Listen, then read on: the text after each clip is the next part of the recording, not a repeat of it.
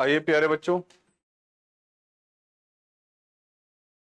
Probability जो आपका CUT के अंदर है, एक इसके लिए खास मैसेज कि बेटा इसमें सिर्फ आपका 12th का कंसेप्ट नहीं पूछा जाएगा, 11 के कंसेप्ट भी इंक्लूडेड रहेंगे। वो सारे कंसेप्ट जो 11th क्लास से प्रोबेबिलिटी के आप लोगों ने स्टडी किए हैं कि इवेंट हमारे पास क्या होती है, रैंडम एक्सपेरिमेंट क्या था, सैंपल स्पेस क्या था, mutually exclusive non mutually exclusive events कौन सी होती हैं, एग्जॉस्टिव नॉन एग्जॉस्टिव, ये इनडायरेक्टली सीयूटी का पार्ट रहेगा। ध्यान रखना, अगर सीयूटी ने एनटी ने डिक्लेयर कर रखा है कि आपका 12th का प्रोबेबिलिटी आएगा, तो ऐसा नहीं है, कहीं ना कहीं इनडायरेक्टली 11 के कंसेप्ट कनेक्टेड रहेंगे। ध्यान रखना, तो प्रोबेबिलिटी जो बेटा हमारे पास सीयूटी के लिए हम लोग प्रिपेयर करने जा रहे हैं, तो सबसे पहले ध्यान रखना कि स्टार्टिंग हम कुछ 11 के बेसिक कंसेप्ट से करेंगे ताकि उसकी पूरी जानकारी हो आपको। स्टार्ट करते हैं वही टॉपिक जो आपने 11th में स्टडी किए थे बेटा। सबसे पहले इन शॉर्ट हम इसको एक की पॉइंट्स लेंगे सारे। रैंडम एक्सपेरिमेंट, प्रोबेबिलिटी का क्वेश्चन बेसिकली जिस एक्टिविटी पे बेस्ड होता है, रैंडम एक्सपेरिमेंट, उस एक्सपेरिमेंट को, उस एक्टिविटी को कहा जाता है। आप लोगों ने 9th क्लास 10th क्लास से जो स्टडी किए, बहुत सारे क्वेश्चन प्रोबेबिलिटी के बेसिकली हमारे पास एग्जांपल कैसे आते थे, एक कॉइन को टॉस किया गया, एक डाई को थ्रो किया गया, एक कार्ड आपने 52 प्लेइंग कार्ड में से निकाला, बट होता क्या रैंडम एक्सपेरिमेंट? रैंडम एक्सपेरिमेंट का होता है कि कोई भी एक ऐसी एक्टिविटी या ग्रुप ऑफ एक्टिविटीज जिसका रिजल्ट हमारे लिए अननोन और अनसर्टेन हो, अननोन और अनसर्टेन हो, वो एक्सपेरिमेंट जिसके कई डिफरेंट आउटकम पॉसिबल हो सकते हैं, उन सारे आउटकम को कलेक्ट करके जो सेट बनता है उसको सैंपल स्पेस कहा जाता है। बट वो एक्टिविटी जिसपे आपका प्रोबेबिलिटी का क्वेश्चन बेस्ड होगा, उस एक्टिविटी जिसके कई बेसिकली हमारे पास अनएक्सपेक्टेड रिजल्ट आ सकते हैं, तो कोई भी एक ऐसी एक्टिविटी या ग्रुप ऑफ एक्टिविटी जिसका रिजल्ट हमारे लिए अननोन और अनसर्टेन हो, such activity is known as random experiment. आप कॉइन को टॉस करते हैं, तो कॉइन को टॉस करने पहले ही बता सकते हैं कि सर हेड आएगा या टेल, नहीं, चांसेस ले सकते हैं कि सर हम हमें पता है कि चांस है कि ये हेड आ सकता है, इतने चांस है कि ये टेल आ सकता है, लेकिन पूरी श्योरिटी के साथ कोई नहीं कह सकता कि सर हेड ही आएगा या टेल ही आएगा। 52 प्लेइंग कार्ड में से आप एक कार्ड निकाल रहे हैं, तो drawing a card from A pack of 52 cards, अब एग्जैक्टली कौन सा कार्ड आएगा ये हम नहीं बता सकते, अनएक्सपेक्टेशन। तो सर वहां पे हमारे पास जो है, आपने 52 कार्ड में से एक सिंगल कार्ड ड्रॉ किया, उसका रिजल्ट हमारे लिए अननोन है और अनसर्टेन है। जहां अनसर्टेनिटी होगी वहीं प्रोबेबिलिटी का क्वेश्चन अराइज होगा। तो यहां जो हम रैंडम एक्सपेरिमेंट की बात कर रहे हैं, रैंडम एक्सपेरिमेंट क्या है? ये एक सिंगल एक्टिविटी भी हो सकती है, ये एक्टिविटीज का ग्रुप भी हो सकता है। एक सिंगल एक्टिविटी या ग्रुप ऑफ एक्टिविटी जिसका रिजल्ट हमारे लिए अननोन या अनसर्टेन हो, दैट एक्टिविटी और group of activities is called random experiment. उस एक्सपेरिमेंट के जितने भी रिजल्ट पॉसिबल होंगे, जितनी भी सिचुएशन बन सकती है, जितने उसके आउटकम आ सकते हैं, उन सारे आउटकम का एक सिंगल सेट बना दिया जाए, तो उससे कहा जाता है sample space. It is a universal set of the probability, it is a universal set of the random experiment. जो आप यहां पे हमारे पास स्टडी करने जा रहे हैं, जिस एक्टिविटी को, उस एक्टिविटी के जितने भी आउटकम बन सकते हैं, उन आउटकम को कंप्लीटली हमारे पास एक सेट में एनक्लोज कर दिया है, तो उस सेट को कहा जाता है sample space. It is the biggest set of the probability. ध्यान रखना, प्रोबेबिलिटी की थ्योरी में जो सबसे बड़ा सेट बनेगा उसे कहा जाता है सैंपल स्पेस। जो हम नॉर्मली लेते हैं, जूनियर क्लासेस से स्टडी किया कि प्रोबेबिलिटी कैसे निकालते हैं, favourable outcome upon total outcome. तो टोटल आउटकम जो हमारे पास लिए जाते हैं, जिस सेट के अंदर टोटल आउटकम सारे ले लिए जाएं, उस सेट को कहा जाता है सैंपल स्पेस। जिसकी आप प्रोबेबिलिटी कैलकुलेट करने जा रहे हैं सर, उसे कहते हैं इवेंट। इवेंट का मतलब जिसके चांसेस क्वेश्चन में कैलकुलेट करने के लिए कहा गया, प्रैक्टिकली उसको इवेंट कहते हैं। लेकिन थ्योरेटिकल कंसेप्ट क्या है इसका? Event is the subset of sample space. Event is the subset of sample space. ये सैंपल स्पेस जिसमें आपके पास एक सर्टेन रैंडम एक्सपेरिमेंट के सारे आउटकम होंगे, उन आउटकम को जब एक सेट में इन्वॉल्व कर दिया जाएगा, तो सर उसको सैंपल स्पेस कहा जाता है। सैंपल स्पेस के जितने भी सबसेट बनेंगे, सैंपल स्पेस के जितने भी सबसेट बनेंगे, उन्हें कहा जाता है बेटा इवेंट। ध्यान रखा, what is event? Theoretical concept क्या है इसका? It is the subset of sample space. लेकिन प्रैक्टिकली इवेंट वो होती है जिसकी आप प्रोबेबिलिटी निकालने जा रहे हैं। आपने एक डाई को थ्रो किया, आपसे कहा गया find the probability of getting a prime number, तो getting a prime number is the event. Die को थ्रो करने पे जितने भी आउटकम आ सकते हैं, उन सारे आउटकम को अगर हम एक सेट में ले लें, यानी 1 से लेकर 6 तक सारे नंबर एक सेट में ले लिए जाए, तो उसे क्या कहा जाएगा? Sample space. और प्राइम नंबर जो हमारे पास है सर, वो इवेंट है जिसके चांसेस आपको कैलकुलेट करने के लिए कहा गया। प्रैक्टिकली जिसकी प्रोबेबिलिटी निकाल रहे हैं, दैट इज एन इवेंट। और इवेंट होता क्या है सर? सैंपल स्पेस का सबसेट होता है, सैंपल स्पेस का सबसेट होता है। इससे नेक्स्ट आता है बेटा एक ऐसी थ्योरम जो आप लोग 11th क्लास से स्टडी करते आ रहे हैं, प्रोबेबिलिटी की, probability of A union B.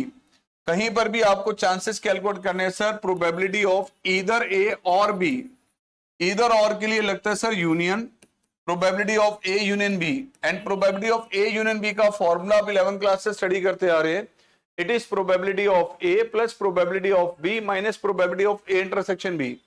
कहीं पर भी आपको इधर और की सिचुएशन मिल रही है तो सर ये आपके पास रिलेशनशिप, ये इक्वेशन वहीं पर लगा सकते हैं हम लोग।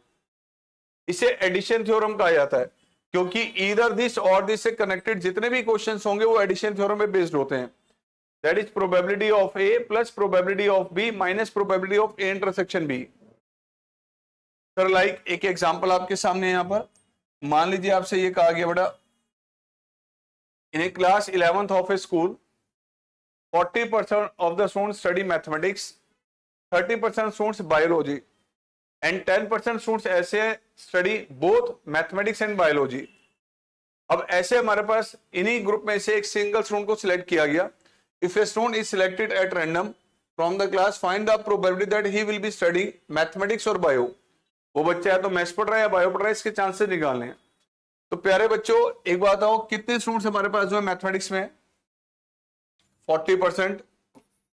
सर मैथ्स पढ़ने वाले हमारे पास स्टूडेंट्स हैं 40%, बायो स्टडी करने वाले हमारे पास स्टूडेंट्स कितने चल रहे हैं सर 30%, और 10% ऐसे हैं जो दोनों ही स्टडी करें मैथमेटिक्स एंड बायो, ऐसे स्टूडेंट्स चल रहे हैं सर 10%। आपको चांसेस निकालने, आपको चांसेस कैलकुलेट करने के लिए इधर दिस और दिस।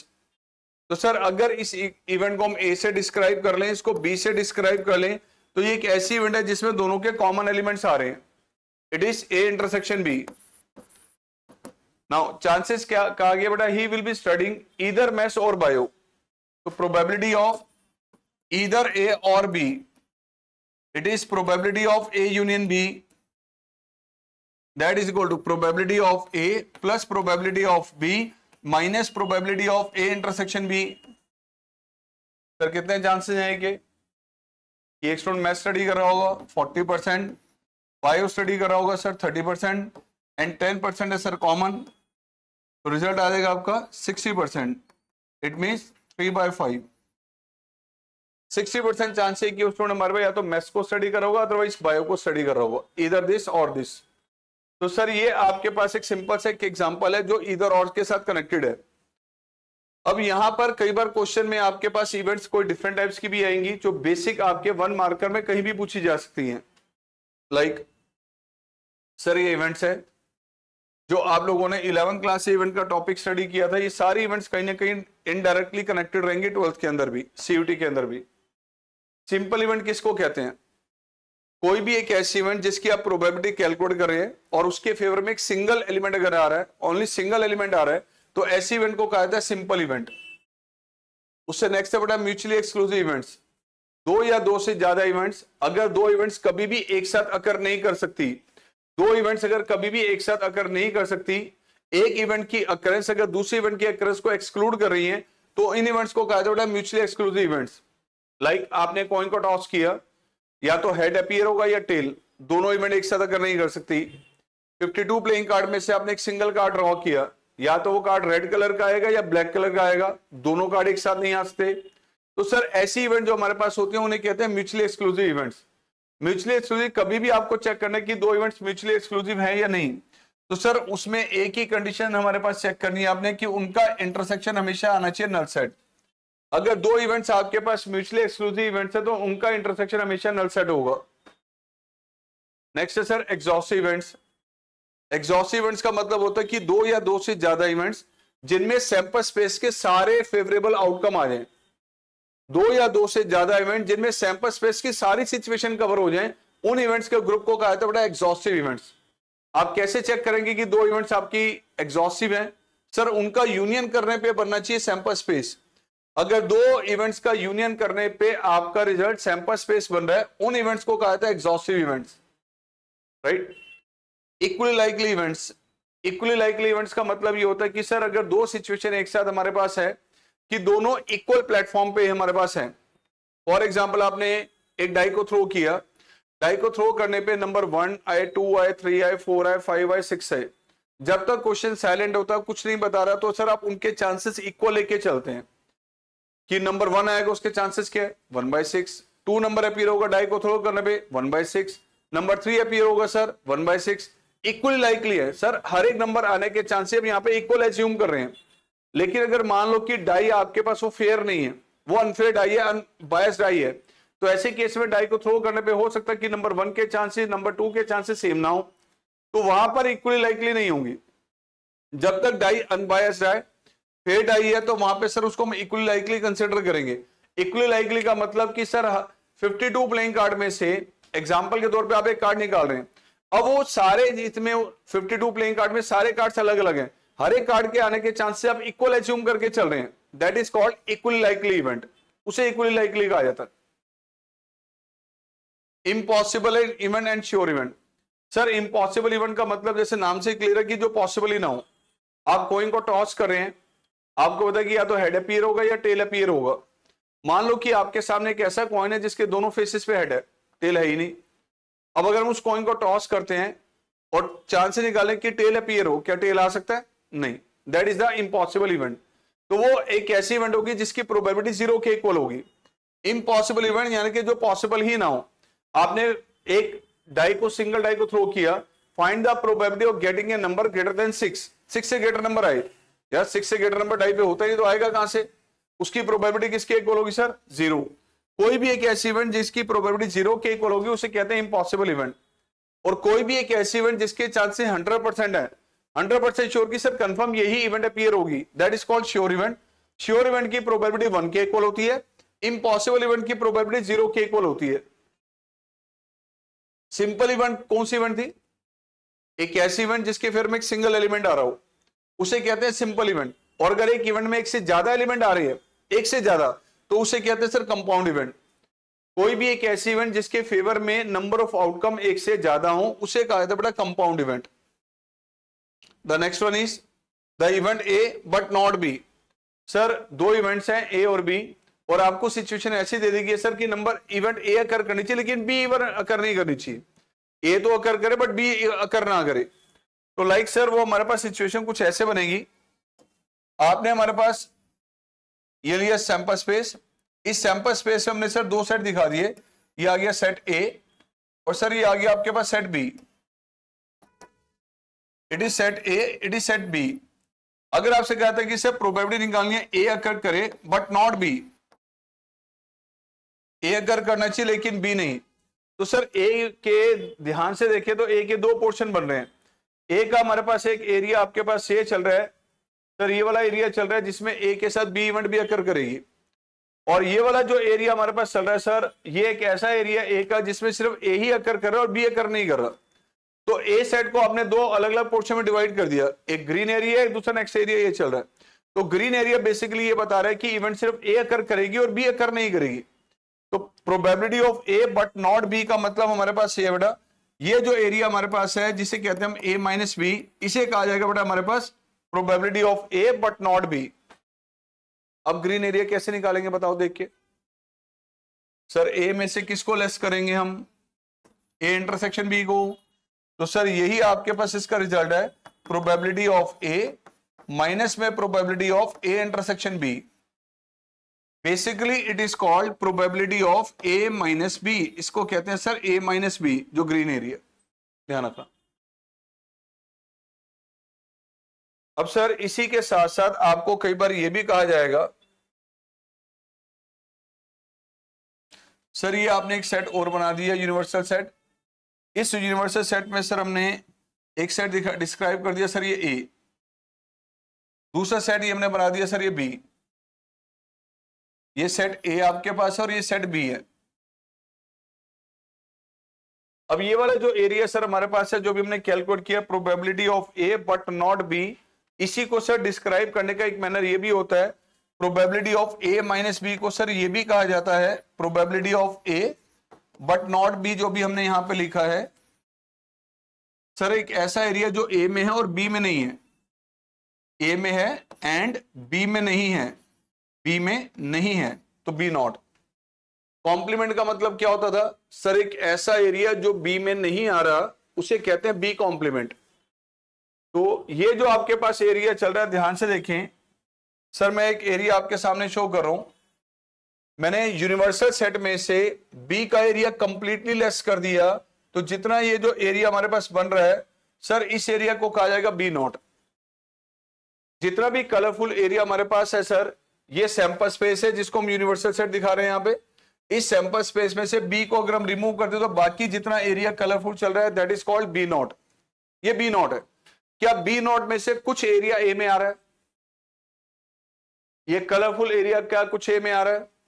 जितना सर ए में आ रहा है, ध्यान से देखिए, क्या वो इतना एरिया है? ये जो एरिया हमारे पास है सर, ये है बी नॉट। बी नॉट में और ए में कॉमन एरिया निकाल रहे हैं हम। तो बी नॉट का वो एरिया जो ए में आ रहा है वही ए के साथ कॉमन होगा। कितना आ रहा है सर? वो इतना एरिया आ रहा है बी नॉट का ए में। तो ये जो एरिया हमारे पास है सर, इसे कहा जाता है हमारे पास, ध्यान रखना, ए इंटरसेक्शन बी नॉट। तो ए इंटरसेक्शन बी नॉट कुछ नहीं है सर, ये ए माइनस बी की प्रोबेबिलिटी ही है। तो ये जो हमने यहां पे कैलकुलेट किया है sir, it is called probability of A intersection B not. Probability of A intersection B not का रिजल्ट हमारे पास क्या बन रहा है? ये मुझे अगर पिंक एरिया निकालना तो कैसे निकालेंगे सर? हम ए में से लेस करेंगे किसको? ए इंटरसेक्शन बी को। ध्यान रहे। इसके बाद आता है सर, यहां से 12 के कंसेप्ट अब स्टार्ट होते हैं जो आपके सीयूटी का बेसिकली मेन पार्ट है, लेकिन जो अभी तक हमने डिस्कस किया वो डायरेक्टली इनडायरेक्टली कनेक्टेड रहेगा प्रोबेबिलिटी में। ध्यान रखना, कंडीशनल प्रोबेबिलिटी आपका एक वेरी फर्स्ट टॉपिक है और बहुत सारे क्वेश्चंस आपको सीयूटी में कनेक्टेड इससे मिलने वाले हैं, बहुत सारे मिलेंगे। ध्यान रखना सर, इसमें आप प्रोबेबिलिटी कैलकुलेट करें एक इवेंट ए की, जहां पर बी एक ऐसी इवेंट होगी जो ऑलरेडी पहले अकर कर चुकी है। हम ए के चांसेस कैलकुलेट कर रहे हैं, प्रोबेबिलिटी ए की निकाले हैं, एज्यूमिंग दैट कि बी इवेंट अगर कर चुकी है। टेकिंग बी सेट, मैं एक एग्जांपल ले रहा हूं, टेकिंग बी सेट, अगर हम बी सेट को यहां पे सैंपल स्पेस मान लें, सैंपल स्पेस मान लें, होता नहीं है लेकिन अगर सैंपल स्पेस मान लें तो सैंपल स्पेस में से ए के चांसेस निकालने के लिए कहा गया, बेसिकली ये है इसका मतलब। लाइक एक एग्जांपल है सर, ये ध्यान से देखिए क्या कहा गया इसमें। 10 cards number 1 to 10 are place in a box. 10 cards एक बॉक्स में दिए गए, mix up thoroughly and then 1 card is drawn randomly. 10 में से आपने एक सिंगल कार्ड ड्रॉ किया। If it is known that the number on the card is more than 3, given है कि जो आपने कार्ड पे जो निकाला आपने उसका नंबर मोर देन 3 है, what is the probability that it is an even number? वैसे अगर हम देखें सैंपल स्पेस जो आपके पास है सर, इनमें से 1 से लेकर 10 तक में से कोई भी कार्ड अपीयर हो सकता था, एनी वन कार्ड। लेकिन क्वेश्चन में कंडीशन क्या कह रहा है sir? If it is known that number on the drawn card is more than 3, number जो कार्ड पे है 3 से ग्रेटर है। 3 से ग्रेटर नंबर कौन सा आया होगा बेटा? 4, 5, 6, 7, 8, 9, 10। आपको कहा कि नंबर 3 से ग्रेटर है, यानी कि सर इनमें से कोई नंबर आपका अपीयर हुआ, ये कंफर्म्ड है। अब इसमें से चांसेस निकालने की सर नंबर इवन है। तो अगर सर हम इसको मान ले कि इवेंट ये आपके पास ए है, बी सर हमने मान लिया कि नंबर इवन है। सर 10 में से कितने इवन नंबर्स हैं? देखें तो सर क्या है, 2 है, 4 है, 6 है, 8 है और 10 है। आपको चांसेस ए के निकालने हैं या बी के निकालने हैं? क्वेश्चन में क्या कहा गया? If it is known that the number on the drawn card is more than 3, ये वाली इवेंट अकर कर चुकी है, यानी इनमें से कोई नंबर अपीयर हो चुका है। चांसेस के निकालने की नंबर इवन है, तो प्रोबेबिलिटी सर हम किसकी निकालने जा रहे हैं? बी की, विद द कंडीशन की ये अकर कर चुका है। तो सर हम प्रोबेबिलिटी यहां पे निकाल रहे हैं बी की, जब ए अकर कर चुका है। प्यारे बच्चों, कंडीशनल प्रोबेबिलिटी का जो फॉर्मूला है prob of A by B, वो होता है prob of A intersection B upon में प्रोबेबिलिटी ऑफ बी। यहां पर आप चांसेस ए के निकाल रहे हैं, कंडीशन बी की आपको दी गई है कि बी इवेंट अकर कर चुकी है। लेकिन सर जो एग्जांपल अब हम यहां डिस्कस करें हैं उसमें हमने बी के चांसेस निकालने हैं विद द कंडीशन की ये इवेंट अकर कर चुकी है। तो probability of B by A अगर हम देखें तो सर किसके इक्वल आएगा? ये probability of B intersection A upon में प्रोबेबिलिटी ऑफ ए। सर ये बन रहा है हमारे पास इसका रिजल्ट। बताओ ए और बी में कॉमन एलिमेंट कौन से आ रहे हैं? सर बी इंटरसेक्शन ए आपके पास क्या आ रहा है? इट इज 4, 6, 8 और 10। तो इसकी प्रोबेबिलिटी क्या होगी प्यारे बच्चों? दैट विल बी 4/10 ओवर ए के चांसेस। ए की प्रोबेबिलिटी क्या होगी सर? 7/10, रिजल्ट 4/7। ये तो हो गया एक बिल्कुल स्टेप बाय स्टेप एक एक चीज को नोटिस करते कैलकुलेट करना, लेकिन इसको देखते ही आप इसका आंसर बता सकते थे। क्वेश्चन में कहा गया कि सर आपके पास ध्यान से देखिए कि नंबर जो हमारे पास आया कार्ड पे वो 3 से ग्रेटर है, यानी कि इनमें से कोई नंबर आया। अब अगर इसको मैं सैंपल स्पेस मान लूं, बी इवेंट अगर ये वाली इवेंट अगर कर चुकी है, यानी नंबर इनमें से कोई अपीयर हो चुका है, चांसेस इसमें से निकालने की नंबर इवन आए। इनमें कितने नंबर इवन है?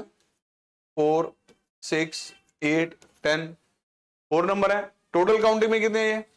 अगर इसको हम सैंपल स्पेस मान ले तो इसमें से चांसेस निकालने हैं कि हमारे पास नंबर इवन आए। तो इसके फेवर में 4 एलिमेंट आ रहे हैं इवन के, 4। टोटल कितने हैं ये सर? 7। ये सारी कैलकुलेशन की जरूरत ही नहीं थी। ध्यान रखें, जब प्रॉब ऑफ बी बाय ए निकालेंगे तो ए जो इवेंट है ये सर एक सैंपल स्पेस बन जाता है, नया एक नया सैंपल स्पेस बन गया। अब इसमें से आप बी के चांसेस कैलकुलेट कर रहे हैं, इसमें से आप चांसेस किसके निकाल रहे हैं कि नंबर इवन आए? इवन आए। तो इवन कितने हैं इसमें? 4। टोटल कितने हैं ये? 7। Favourable outcome upon total outcome. इनमें इवन कितने थे? 4। टोटल कितने हैं ये? 7।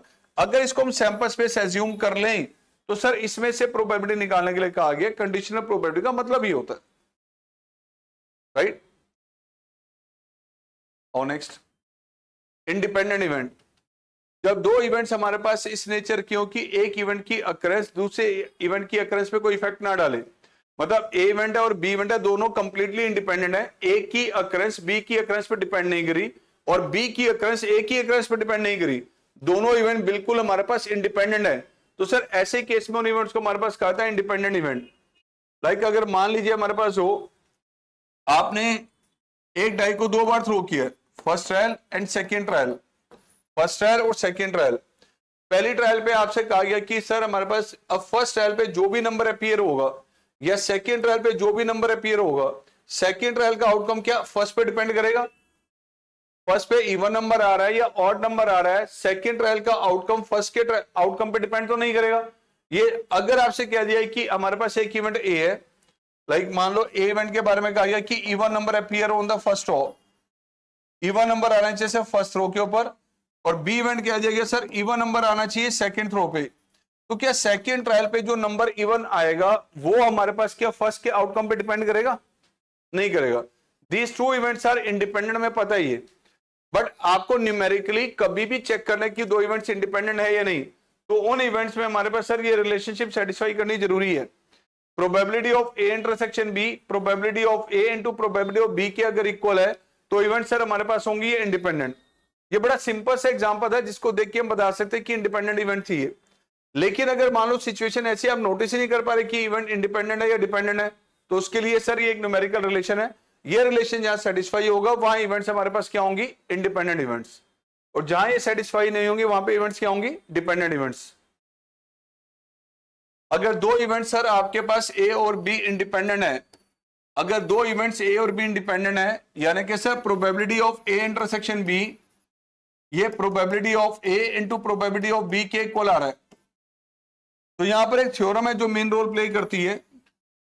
अगर ए इवेंट और बी इवेंट दोनों इंडिपेंडेंट है तो सर ए नॉट और बी का पेयर, ए और बी नॉट का पेयर, और सर ए नॉट और बी नॉट का पेयर, सर ये भी पेयर्स इंडिपेंडेंट पेयर्स होंगे, ये भी इंडिपेंडेंट इवेंट्स के एग्जांपल होंगे।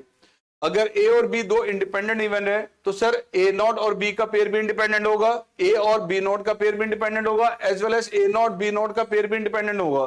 मतलब जो रिलेशन ए और बी में एप्लीकेबल हो रहा है सर वो इन दोनों में भी एप्लीकेबल होगा, इनमें भी एप्लीकेबल होगा, इनमें भी एप्लीकेबल होगा। Like probability of A not intersection B, sir ये probability of A not into में प्रोबेबिलिटी ऑफ बी के इक्वल होगा। Similarly probability of A intersection B not, that will be equal to probability of A into probability of B naught, and probability of A naught intersection B naught, प्यारे बच्चों ये probability of A not into में probability of B not के equal होगा। कब? जब ए और be independent है। तो आइए कुछ क्वेश्चन स्टार्ट करें बेटा। वेरी फर्स्ट क्वेश्चन क्या है आपके सामने, ध्यान से देखें।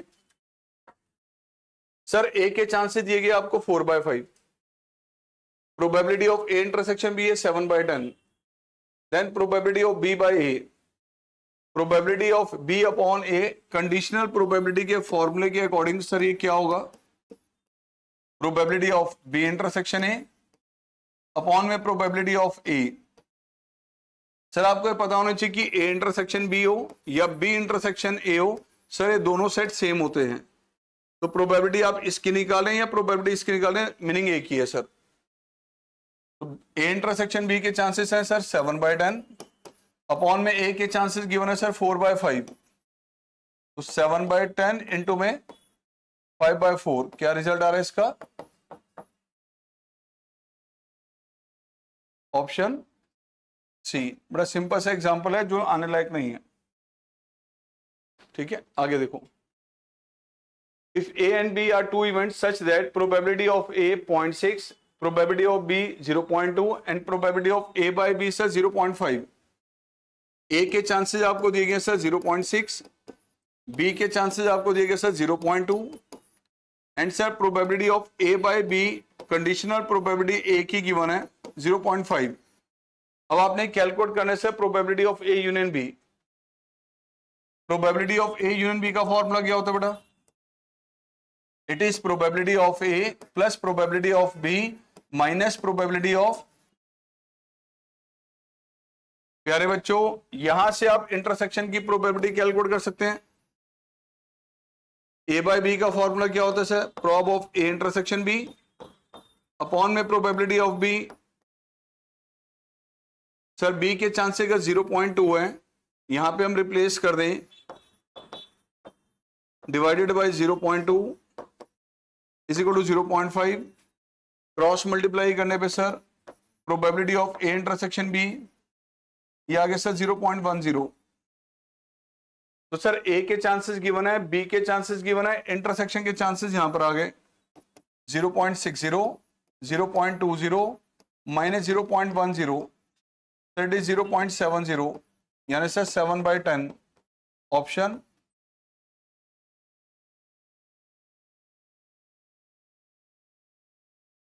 Again A and B be two event such that, sir A की प्रोबेबिलिटी आपको गिवन है सर 0.2, बी के चांसेस आपको दिए गए sir 0.4 and probability of A union B आपको गिवन है सर 0.6। क्या कैलकुलेट करना है आपने? Probability of A by B. तो sir probability of A by B that will be equal to probability of A intersection B upon में probability of B.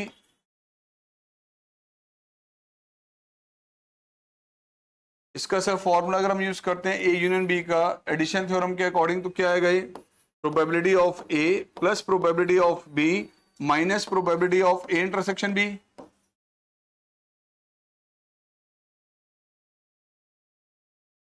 A के chances 0.2, B के chances 0.4, 0.2 sir 0.4। ध्यान से देखें तो सर इंटरसेक्शन की probability क्या आ रही है? Sir prob of A intersection B क्या आ रहा है? 0।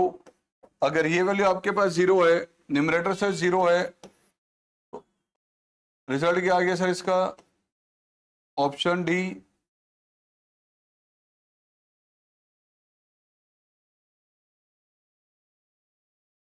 ए and B are independent event. Sir आपको दे दिया गया दोनों इवेंट्स इंडिपेंडेंट है, ध्यान रखना। इंडिपेंडेंट इवेंट है, then prob of A union B. Sir अगर इंडिपेंडेंट है तो prob of A intersection B किसके इक्वल हो गए? Probability of A into probability of B. And sir A union B के चांसेस आपको दिए गए, probability of A union B that is equal to 3/8।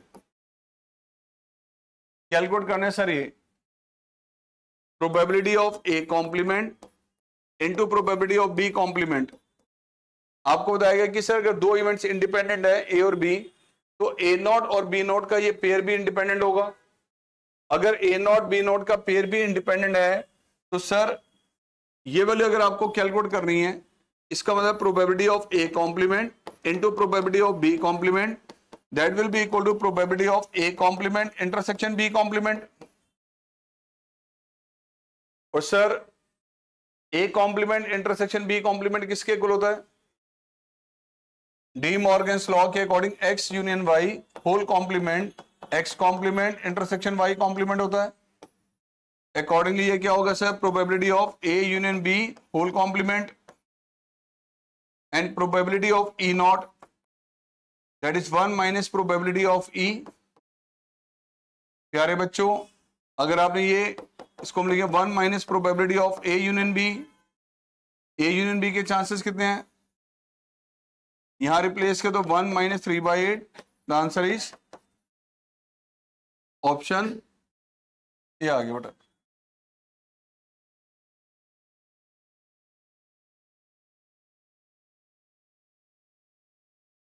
ए की प्रोबेबिलिटी गिवन है सर, बी के चांसेस गिवन है, इंटरसेक्शन के चांसेस दिए हुए हैं। आपने कैलकुलेट करना है sir probability of A not by B not, conditional के अकॉर्डिंग होगा probability of A complement intersection B complement over probability of B complement. अब सर डी मॉर्गन्स लॉ अगर हम यहां पे यूज करते हैं तो न्यूमरेटर क्या बनेगा? A union B over probability of, इसको हम फिर लिख सकते हैं sir 1 minus probability of, this is 1 minus probability of. अब ए यूनियन बी कैलकुलेट करने के लिए सारी वैल्यूज आपको दे रखी है सर, 3/8, 1/2, 1/4। तो probability of A union B अगर हम देखें, it is probability of A plus probability of B minus probability of A intersection B. Sir ये आ गया 3/8 प्लस 1/2 माइनस 1/4, कितना आ रहा है रिजल्ट सर? 5/8 आ गए, ठीक है ना? 5/8। तो सर यहां रिप्लेस करें इसको 1 माइनस 5/8 ओवर बी के चांसेस सर, तो this is 3/8 over 1/2, answer is option B आ गया बेटा जी।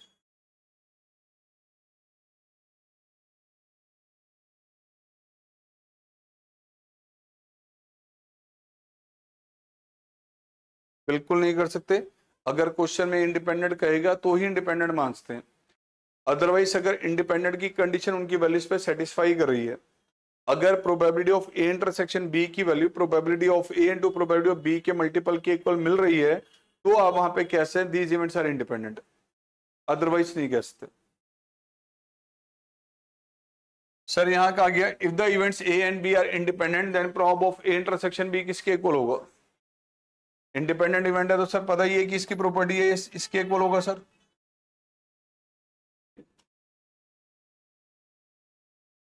To events E and F are independent and sir E की प्रोबेबिलिटी आपको दी गई है 0.3, probability of E union F आपको दिया गया सर 0.5।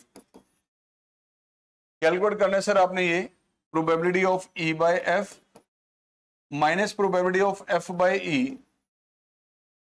सर इसको अगर हम एक्सप्लेन करते हैं यहां पे तो क्या आएगा? ये probability of E intersection F upon में प्रोबेबिलिटी ऑफ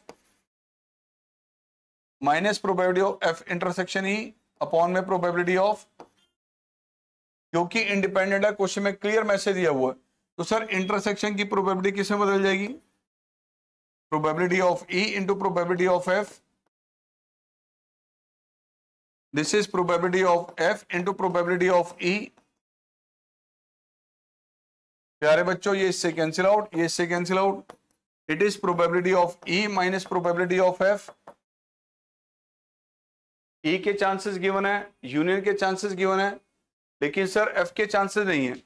इसका फॉर्मूला अगर हम लगाएं एडिशन थ्योरम के अकॉर्डिंग तो probability of E plus probability of F minus probability of E intersection F. Again sir independent event है, तो सर ए इंटरसेक्शन एफ क्या होगा, probability of E into probability of F. अब जिसकी value आपको given है sir वो ई है, ई के चांसेस अगर हम यहां रिप्लेस कर दें सर, ई के चांसेस हम यहां रिप्लेस कर दें 0.30, तो यहां से सर आपको एफ के चांसेस मिल जाएंगे। ये 0.30 इसमें लेस किया और इन दोनों में से sir probability of F common ले लिया, इसको इसमें लेस किया तो सर, तो प्रोबेबिलिटी ऑफ एफ ये आ गया सर 2/7, और ये कितना है सर, ई के चांसेस सर 3/10 माइनस 2/7, एलसीएम लिया तो सर 1/70, ऑप्शन सी आ गया।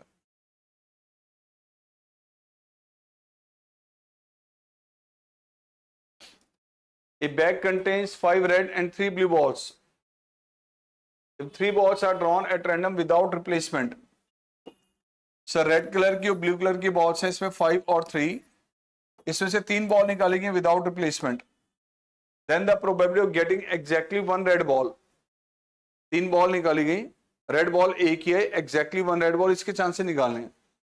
कई क्वेश्चन में कहा कि विद रिप्लेसमेंट है विदाउट, बिल्कुल का है sir without replacement. Without replacement में आपको होता है कि कॉम्बिनेशन का फॉर्मूला यूज होता है, आपने इनमें से 3 बॉल निकालनी है, चांसेस के निकालने की एक रेड कलर की है, अगर एक रेड कलर की बॉल आएगी तो 2 बेटा ब्लू कलर की आएंगी, रेड में से 1, ब्लू में से 2, ओवर 8 में से एनी 3। इसको सॉल्व कर लेना बेटा, इट इज 5 इंटू 3, सर ये आ जाएगा 8 इंटू 7 इंटू 6 ओवर 3 फैक्टोरियल, ये कैंसिल आउट, तो सर आ गया 15/56, ऑप्शन सी। कॉम्बिनेशन का फॉर्मूला सिर्फ सर तभी लगेगा जब एक सर्टेन लॉट में से ग्रुप में से आप एक से ज्यादा आइटम ड्रॉ कर रहे हैं और वो भी विदाउट रिप्लेसमेंट हो। अगर क्वेश्चन में कभी विद रिप्लेसमेंट कह रहा है तो कॉम्बिनेशन का फॉर्मूला यूज नहीं होगा, विदाउट रिप्लेसमेंट के केस में ही होगा, ये ध्यान रखना। Assume that in a family each child is equally likely to be a boy or a girl, दोनों के चांसेस सर इक्वल हैं। A family with 3 children is chosen at random, the probability that the eldest child is girl, given that the family has at least 1 girl। कितने children है बेटा, 3 children दिया गया। अब 3 अगर हमारे पास हैं तो एक बात आओ, बॉय है या गर्ल है, फर्स्ट या सेकंड अगर इस हम ऑर्डर में भी लेते हैं तो टोटल सिचुएशंस कितनी बनेंगी, 8। सर अगर हम सैंपल स्पेस बनाने लगेंगे तो टोटल 8 आउटकम आपको दिखाने पड़ेंगे। लाइक अगर मैं सैंपल स्पेस को यहां पे ड्रॉ करता हूं, first child, second child, third child, हो सकता है कि सर तीनों बॉय आ जाएं, फर्स्ट सेकंड थर्ड। पॉसिबिलिटी है सर कि फर्स्ट बॉय है लेकिन बाकी सेकंड बॉय है और एक गर्ल है, सर ये भी पॉसिबल है, ये भी पॉसिबल है सर। इस 3 केसेस में क्या आ रहा है बताओ, एक सिंगल गर्ल है और 2 बॉयज हैं। फिर सर ऐसा हो सकता है कि 2 गर्ल्स 1 बॉय, जो पॉसिबिलिटी सर ये भी हो सकती है B1 G2 G3, इसमें 2 गर्ल्स हैं और 1 बॉय है, and the last one is all girls. ये आ गया आपका सैंपल स्पेस, राइट। सैंपल से ये 8 सिचुएशन आएंगी। लेकिन आपसे क्वेश्चन में क्या कहा है, the proof that the eldest child is a girl, यानी फर्स्ट चाइल्ड सर कंफर्म ये गर्ल है, तो फर्स्ट चाइल्ड हमारे पास गर्ल किस केस में आ रहा है, सर जो इवेंट अकर कर चुकी है कि एल्डेस्ट हमारे पास गर्ल है, तो यानी कि फर्स्ट चाइल्ड आपका गर्ल होना जरूरी है, 1 2 3 एंड ये 4, राइट। तो जो सी इवेंट अकर कर चुकी है उसमें 4 केस आ रहे हैं। चांसेस किसके निकाले, sorry, the proof that the eldest child is a girl, इसके चांसेस आपने कैलकुलेट करने हैं, गिवन दैट एटलीस्ट 1 गर्ल। ये आपके पास अगर ए इवेंट है कि हमारे पास eldest child is a girl, तो सर उसमें ये 4 आउटकम आपके पास आ रहे हैं। कंडीशन क्या दी गई है, फैमिली हैज एटलीस्ट कम से कम एक गर्ल है, कम से कम एक गर्ल। सर इस केस में गर्ल नहीं है, बाकी सारे केसेस में गर्ल कम से कम एक मिल रही है आपको। तो इस 7 में से कितने केसेस ऐसे आ रहे हैं 7 केसेस आपके पास है सर, अगर मैं इसको सैंपल स्पेस से हटा दूं, क्योंकि क्वेश्चन क्या है, फैमिली हैज एटलीस्ट 1 गर्ल, कम से कम एक गर्ल तो है, तो ये वाली सिचुएशन तो उसमें नहीं आएगी। ये 7 अगर मान ले कि ये सैंपल स्पेस बना रहा है, तो उनमें से कितने केसेस में हमारे पास जो है एल्डेस्ट गर्ल है? 4 केसेस, टोटल कितने हैं? 7, तो प्रोबेबिलिटी क्या होगी? 4/7। ऑप्शन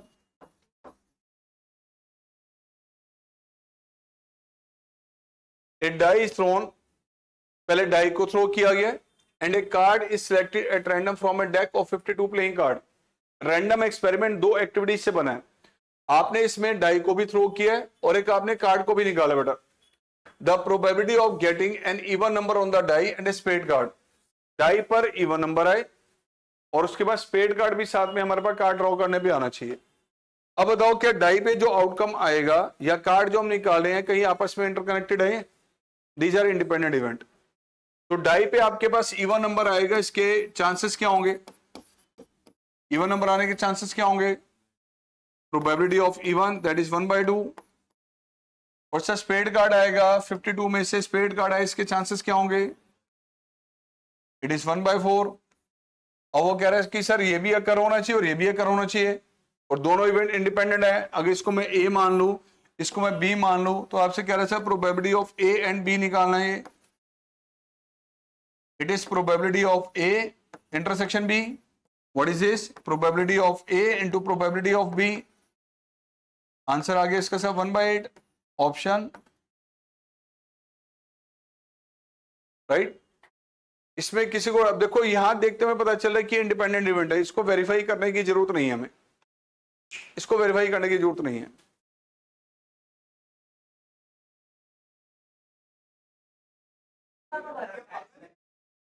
आगे बढ़े आगे से।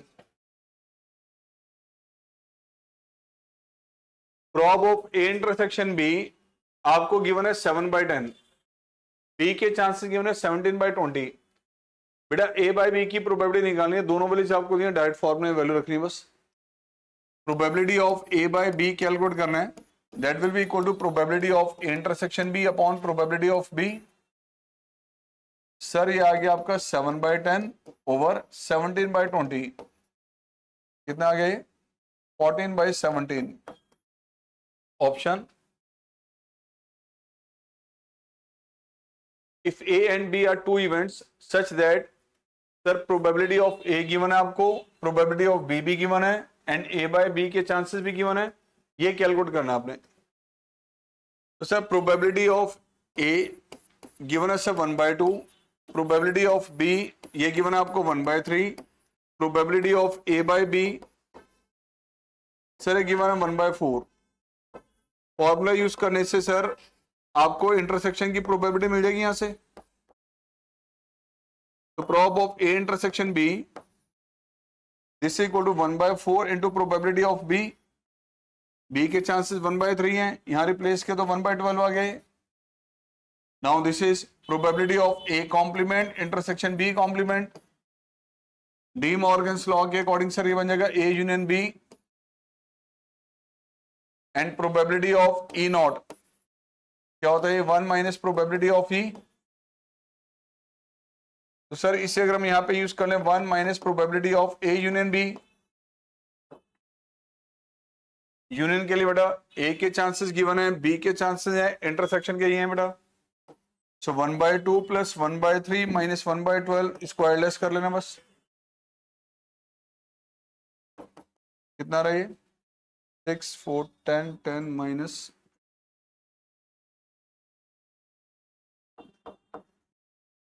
Option C.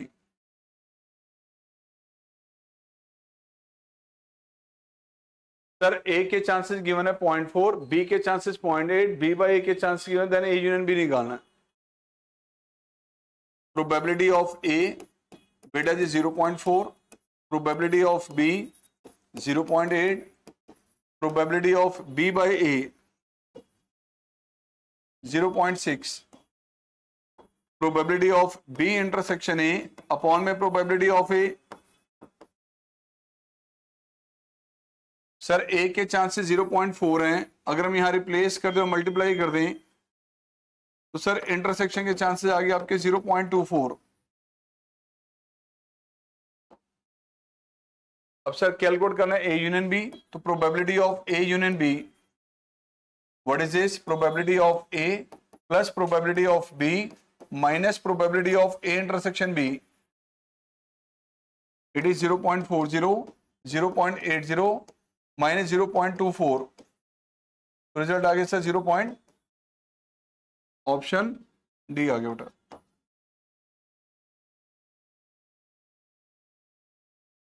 A die is thrown once. Let A be the event. The number obtained is greater than 3. Die को थ्रो किया गया, नंबर 3 से ग्रेटर आ रहा है. B be the event that the number obtained is less than 5. Sir number 3 से greater आ रहा है, इसका मतलब डाई पे नंबर आ रहा है इधर 4 और 5 और 6. और B इवेंट के बारे में कहा गया number obtained is less than 5. 5 से लेस देन मतलब कुछ कॉमन आ रहा है इसमें. अब बताओ बेटा, यूनियन करूंगा तो यूनियन इन दोनों का सेट्स का यूनियन हमारे पास क्या आएगा, क्या सैंपल स्पेस बनेगा, सैंपल स्पेस बनेगा नहीं बनेगा. दिस यूनियन दिस करने पे जो सेट बनेगा वो कंप्लीटली सैंपल स्पेस है. Probability right. A card is picked at random from pack of 52 playing cards. Given that the picked card is a queen, 52 में से कार्ड सिलेक्ट किया, the selected card is a queen, the prob of this card be a card of spade. Sir queen का card आ चुका है, आपको पता है वो या तो स्पेड का होगा या क्लब का या डायमंड का या हार्ट का, यानी कि क्वीन के कार्ड्स के फेवर में आपके 4 कार्ड आएंगे. चांसेस के निकालने हैं कि sir probability of this card to be a card of spade, spade का कार्ड उसके चांसेस निकालने हैं. कंफर्म कार्ड क्वीन का है, क्वीन के 4 कार्ड है, चारों से कोई भी हो सकता था. ये इनमें से कोई कार्ड है, यानी 4 कार्ड में से ही कोई कार्ड है, ये कंफर्म है. अब ये इवेंट अगर कर चुकी है, अगर इसको हम सैंपल स्पेस एज्यूम कर लें, इसमें से चांस ही बताने कि सिर्फ स्पेड का कार्ड है. कितने स्पेड के हैं, 1. टोटल कितने हैं, 4. Answer 1/4. A and B are 2 independent event. A के चांसेस गिवन है सर आपको 1/3. प्यारे बच्चों बी के चांसेस गिवन है आपको 1/4. तो sir probability of A intersection B क्या होगा, probability of A into probability of B, दोनों को मल्टीप्लाई किया तो इंटरसेक्शन की प्रोबेबिलिटी आ गई बेटा. अब चांसेस निकालने सर आपने इसका probability of B complement by A, it means probability of B complement intersection A upon में प्रोबेबिलिटी ऑफ ए. ये क्या बता रहा बेटा कि ए इवेंट अकर करनी चाहिए एंड बी इवेंट अकर नहीं करनी चाहिए, यानी कि ओनली ए विल अकर. तो ये हम कैसे निकालते हैं, probability of A minus probability of A intersection B. A के चांसेस कितने बेटा 1/3, intersection 1/12, 1/3 minus 1/12 over 1/3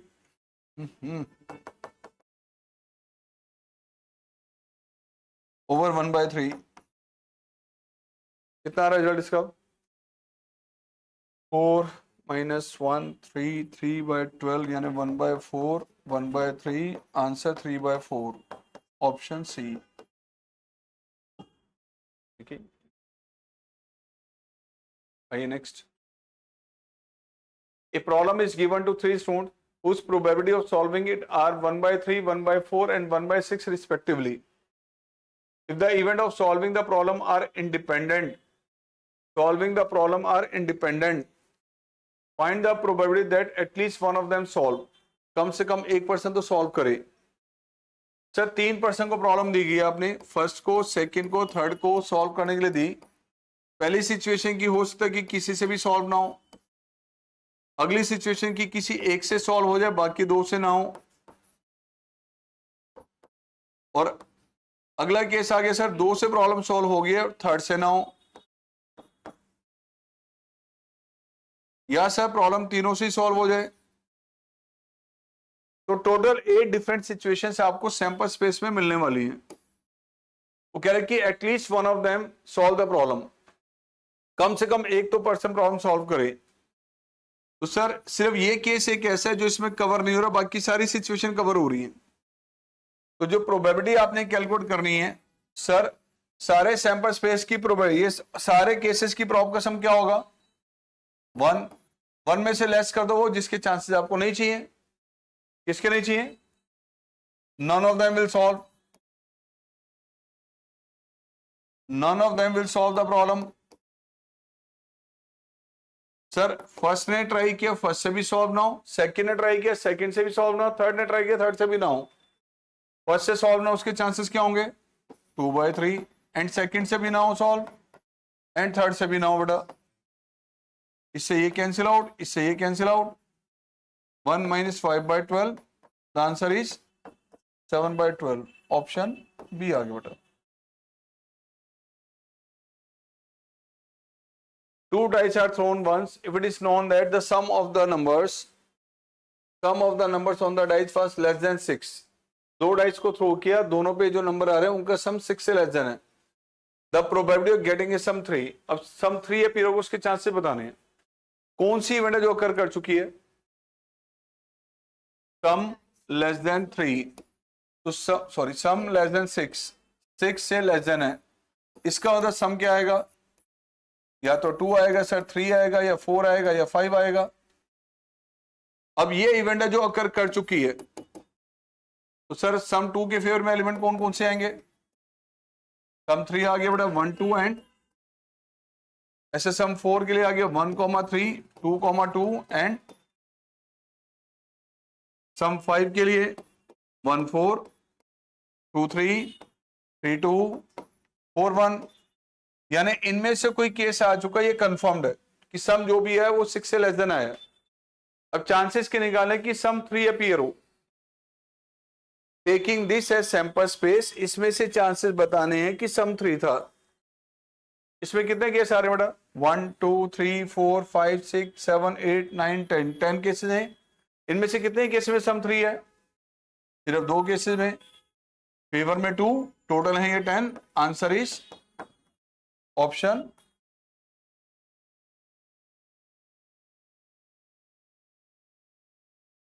to events A and B are said to be independent. कब? कब? जब सी ऑप्शन सेटिस्फाई करेगी।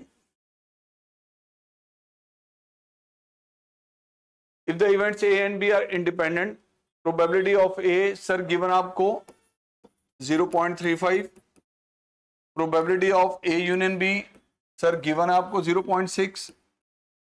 बी के चांसेस निकालने। अब ए यूनियन बी का फॉर्मूला क्या sir? Probability of A plus probability of B minus probability of A intersection B. A intersection B को सीधा डायरेक्ट मल्टीपल में ले लिए बेटा। अब ए के चांसेस अगर 0.35 हैं, यहां रिप्लेस कर दें सर बी के chances, this is 0.35 into my probability of B that is 0.60। तो सर 0.35 इसमें से कॉमन ले लिया हमने, 1 - 0.35। प्यारे बच्चों 0.35 अगर इसमें लेस कर दें हम, तो आगे सर 0.25। प्रोबेबिलिटी ऑफ बी इसके अकॉर्डिंग आगे सर 25/65, यानी सर 5/13।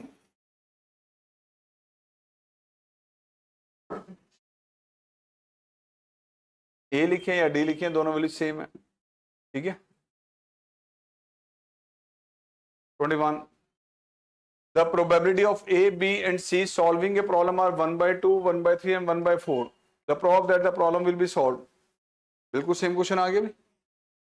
प्रॉब्लम सॉल्व हो बेटा, 3% हमारे पास है सर, ए बी और सी अगर हैं, तीनों एक प्रॉब्लम पे वर्किंग कर रहे हैं, तो एक ही केस आएगा जिससे इनकी प्रॉब्लम सॉल्व नहीं होगी। अदरवाइज ए से सॉल्व हो सकती है सर, या बी से सॉल्व हो सकती है, इन दोनों से ना हो, सी से सॉल्व हो सकती है और इन दोनों से ना हो। इन 3 केसेस को जरा नोटिस करें सर, इनमें से किसी एक से ही प्रॉब्लम सॉल्व हो रही है। अगला केस आए तो सर इनमें से किसी 2 से प्रॉब्लम सॉल्व हो रही है, उसके बाद आगे सर तीनों से प्रॉब्लम सॉल्व हो जाए, तो किन केस में प्रॉब्लम सॉल्व हो रही है? ये वाला केस छोड़ के बाकी सब में सॉल्व हो रही है प्रॉब्लम। तो प्रोबेबिलिटी सर कैसे निकालेंगे हम? टोटल सारे केसेस की प्रोबेबिलिटी ली, यानी 1 लेस कर दिया सर प्रोबेबिलिटी हमने इस सर्टेन केस की कि तीनों से किसी से भी सॉल्व ना हो, फर्स्ट से भी सॉल्व ना हो, सेकंड से भी सॉल्व ना हो और थर्ड से भी सॉल्व ना हो। Answer option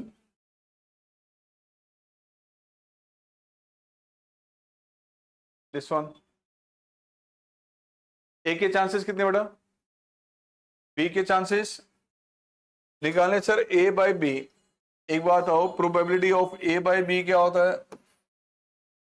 probability of A intersection B upon में प्रोबेबिलिटी ऑफ बी। बी के चांसेस अगर 0 हैं तो सर ये क्या होगा? एग्जिस्ट नहीं करेगी वैल्यू। अब इसका लॉजिकल मीनिंग बताओ सर।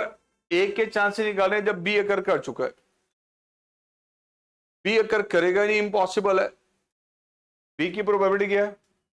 यानी बी इम्पॉसिबल इवेंट है, वो अकर कर ही नहीं सकता। तो चांसेस ए के कहां से निकालेंगे? कैलकुलेट ही नहीं कर सकते हम ऐसे केस में। A and B are events such that probability of A by B that is equal to probability of B by A। तो सर ये आएगा probability of A intersection B upon में probability of B, it is probability of B intersection A upon में probability of A। Sir ये दोनों term cancel out, तो prob of A and prob of B दोनों equal आ गए sir. दोनों के chances equal हैं, दोनों सेट इक्वल होंगे जरूरी नहीं है, चांसेस जरूर इक्वल हैं, ये कंफर्म्ड है, ध्यान रखना।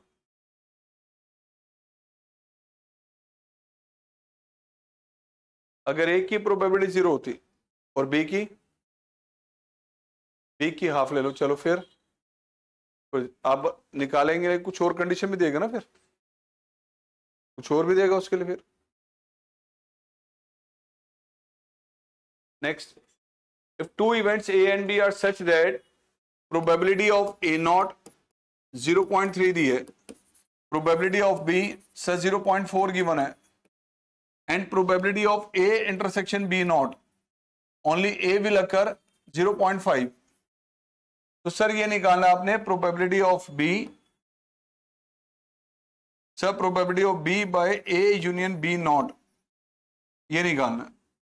पहले ये बताओ सर, ए नॉट के चांसेस ये हैं, तो ए के क्या होंगे? 0.7, और इसका मतलब क्या है sir? Only A will occur, only A will अकर। तो सर इसमें से अगर इसकी हम वर्किंग करते हैं तो ये जो रिजल्ट बनेगा, ध्यान से देखिए, probability of A minus probability of A intersection B. प्यारे बच्चों ये आपको गिवन है 0.5, अगर ए के चांसेस हम 0.70 यहां पर रिप्लेस कर दें, इसको लिया सर लेफ्ट में,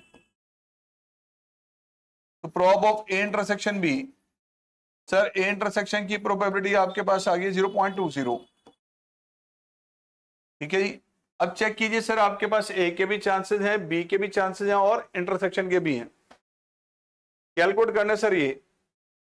अब आप इसको एक बार नोटिस करें, ये क्या क्या है? Probability of B by A union B not, it is probability of this intersection this, conditional probability के अकॉर्डिंग ओवर क्या आएगा sir? Probability of,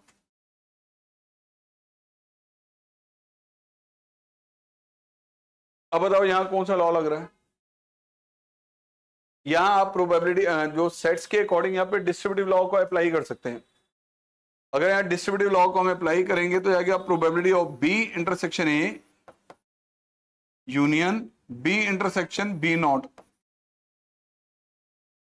and denominator बताइए बेटा, एडिशन थ्योरम के अकॉर्डिंग क्या बनेगा? ये probability of A plus probability of B not minus probability of A intersection B not. Sir ये वाला सेट कौन सा बन गया? नल सेट, और नल सेट का यूनियन करेंगे इसके साथ तो क्या आएगा?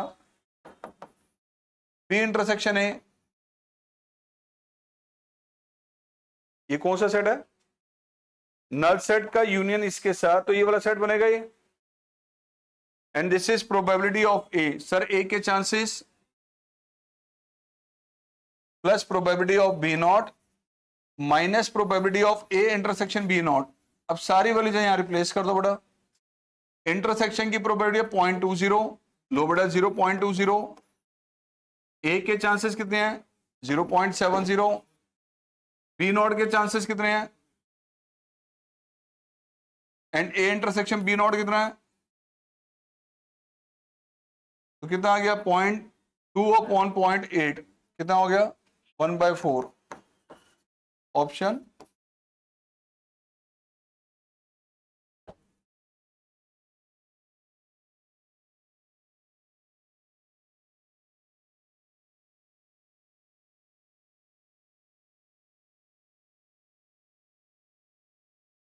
It is given that A and B are such that A के चांसेस दिए हैं, ए बाय बी के चांसेस हैं, बी बाय ए के हैं, देन बी के चांसेस निकालने बेटा।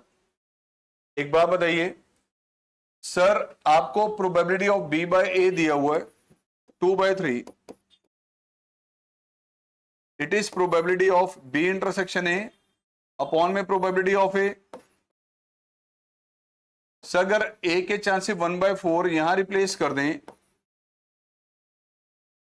1/4 इधर मल्टीप्लाई किया तो 1/4 इंटू 2/3, तो सर इंटरसेक्शन की प्रोबेबिलिटी कितनी आ गई 1/6। आगे फिर कहा गया sir prob of B by A, ये तो यूज कर लिया, ए बाय बी के चांसेस ये दिए हुए हैं। Probability of A by B अगर आपको गिवन है sir 1/2, it is probability of A intersection B upon में probability of B.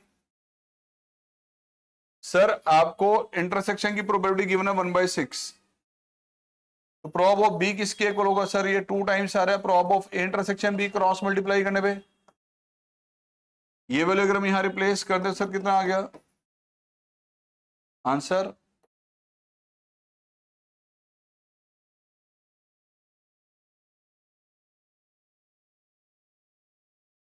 Probe of A intersection F, बताओ दोनों में से किसके इक्वल होना चाहिए।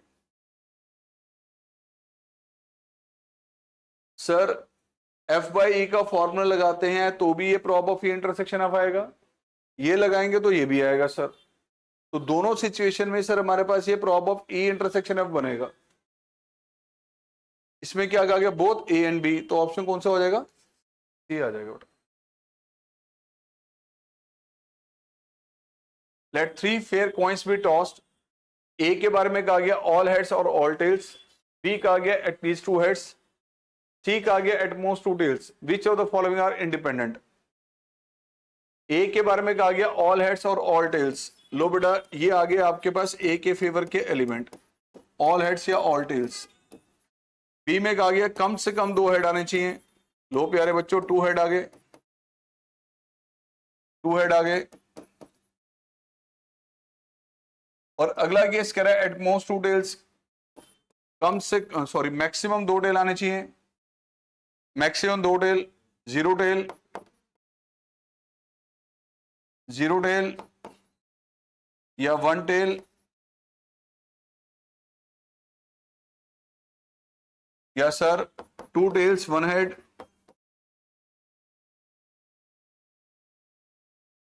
अब इनमें से कौन सी इवेंट इंडिपेंडेंट है, सर एक बात बताइए, पहले ए और बी को नोटिस करें, ए और बी में कुछ कॉमन आ रहा है, ये आ रहा कॉमन, तो ए इंटरसेक्शन बी की प्रोबेबिलिटी अगर हम निकालते हैं तो क्या आएगी बेटा, ए की एलिमेंट आ रहा है, ए के चांसेस कितने हैं सर, प्रोबेबिलिटी ऑफ ए कितना आ रहा है आपके पास 1/4, प्रोबेबिलिटी ऑफ बी कितना आ रहा है 1/2, प्रोबेबिलिटी ऑफ सी कितना आ रहा है 7/8। इंटरसेक्शन की जो प्रोबेबिलिटी है ए इंटरसेक्शन बी, जरा ध्यान से देखें, क्या वो प्रोबेबिलिटी ऑफ ए और प्रोबेबिलिटी ऑफ बी का मल्टीप्लीकेशन है, तो सर ये ए तो आपके पास हो गया इंडिपेंडेंट। अब ए किस किस में आ रहा है, अब बी आपको कौन से चाहिए, ए के साथ सी को चेक करना हमने, ए और बी इंडिपेंडेंट है, कहीं आ रहा ऑप्शन, लो आगे जाने की जरूरत ही नहीं है, ठीक है। Next one, A and B are two event such that A के जो चांसेस हैं सर वो 0 नहीं है, बी के चांसेस की वैल्यू सर 1 भी नहीं है, यानी ये बता रहा है कि ए सेट एम्प्टी सेट नहीं है, ए में कोई ना कोई एलिमेंट जरूर है। दूसरा बी सेट आपका सैंपल स्पेस नहीं है, यानी कुछ एलिमेंट तो इसमें से आउट है। और ये कह रहा है then probability of A not by B, तो सर इसको अगर हम एक्सप्लेन करें तो आता है probability of A not intersection B upon में प्रोबेबिलिटी ऑफ बी। क्या बनेगा ये सर? ये probability of B minus probability of A intersection B है। ये बता रहा है only B will occur, B occur करेगा, ए नहीं करेगा। अब ये बताओ अगर मैं बी से डिवाइड कर दूं यहां तो ये आ गया 1 minus probability of A intersection B upon में probability of B. What is this? Prob of option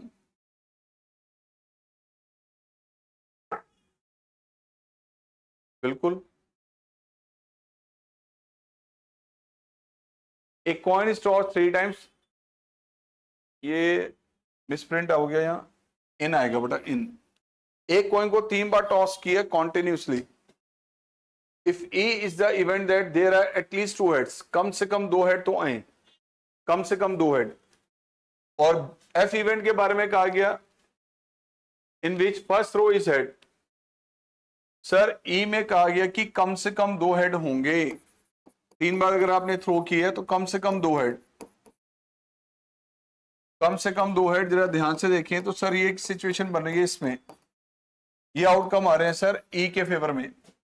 और एफ कह रहा है कि sir first throw is a head, पहला ट्रायल हेड होना चाहिए, बाकी 2 में जो पॉसिबिलिटीज है सब ले लेनी है। बाकी 2 में हो सकता है दोनों टेल हो सकता है सर टेल के साथ हेड हो सकता है सर हेड के साथ टेल हो सकता है सर ये तीनों ही हेड हो। Now then prob of E by F, probability of E by F, it is probability of E intersection F upon में प्रोबेबिलिटी ऑफ एफ। कॉमन कितने आ रहे हैं बताओ सर? इस ये कॉमन आएगा, ये भी कॉमन है और ये भी कॉमन है। कितने कॉमन आ रहे हैं सर? 3 एलिमेंट कॉमन आ रहे हैं, क्योंकि इसमें कहता है फर्स्ट सेट होना चाहिए। फर्स्ट सेट किस में आ रहा है वो देख लो। तो इंटरसेक्शन में कितने एलिमेंट आ रहे हैं सर? 3। एफ में कितने एलिमेंट आ रहे हैं sir? 4। Answer is 3/4 option right. आज का लास्ट क्वेश्चन क्या कहा गया इसमें देखो। 3 persons A, B and C fire at a target in turn starting with A। तीनों अलग अलग पर्सन एक टारगेट पे हमारा फायर कर रहे हैं, पहले ए ने किया, फिर बी ने किया, फिर सी ने किया। The probability of hitting the target are 0.4, 0.3 and 0.2 respectively. A will hit, उसके चांसेस 0.4 है, बी हिट करेगा 0.3 है, सी हिट करेगा ये। The probability of 2 hit, 2 hit हो जाए उसके चांसेस बताने बेटा। सर 3 पर्सन ने ट्राई किया, ए बी और सी ने, 2 ने हिट कर लिया। मान लो ए से हिट हो जाए, बी से हो जाए और सी से ना हो, या ए से हो जाए बी से ना हो और सी से हो, या ए से ना हो बाकी दोनों से हिट हो जाए। इनका केस बता रहा है हमारे पास। अब ए से हिट हो जाए उसके चांसेस क्या है? 0.4, बी से हो जाए सर 0.3, सी से ना हो,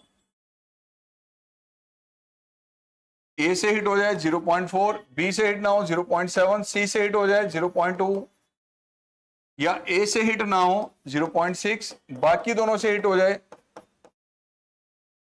इन सबको ऐड करना बेटा, कितना रहे?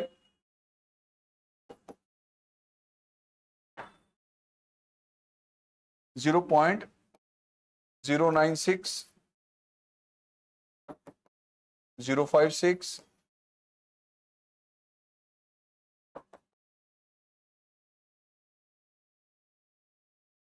कितना आगे?